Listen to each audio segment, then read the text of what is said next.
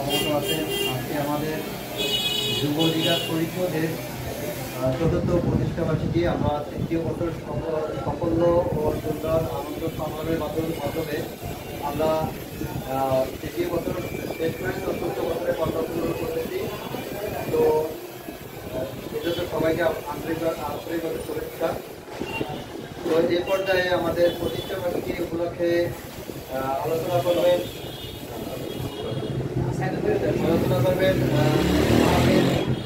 আমাদের পিরোজপুর জেলার ছাত্র অধিকার পরিষদের সম্মানিত সংগ্রামী সভাপতি মোহাম্মদ সাইফুল ইসলাম।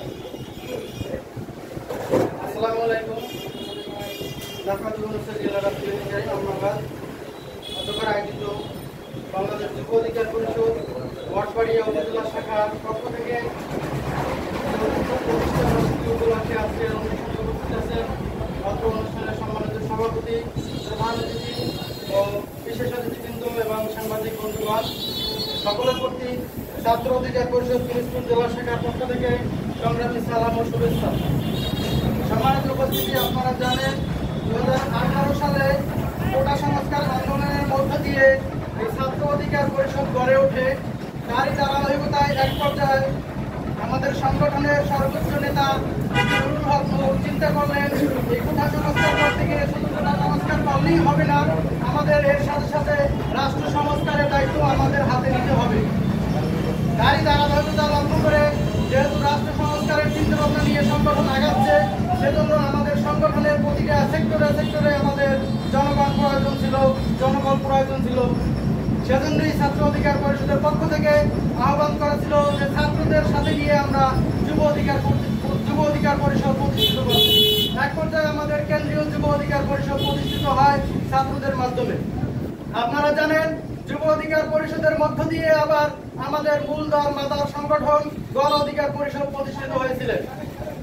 সংগ্রামী সহযোদ্ধা বন্ধুগণ, আজকে আমাদের সেই যুব অধিকার পরিষদের তারুণ্য অধিকার সমৃদ্ধির আজকে আমাদের সংগঠনের চতুর্থতম প্রতিষ্ঠা বার্ষিকী।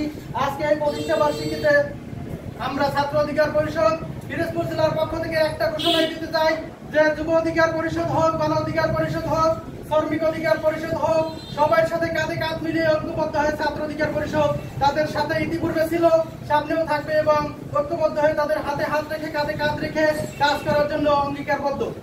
সংগ্রামী সহযোদ্ধা বন্ধুগণ, আপনারা জানেন আওয়ামী লীগ পতনের পরে বাংলাদেশে একটা অরাজকতা সৃষ্টি হয়েছে। এই অরাজকতা পিছনে একটা দল বিশদভাবে কাজ করছে।